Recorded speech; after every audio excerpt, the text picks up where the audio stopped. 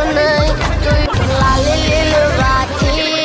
যখন তোর বাসরে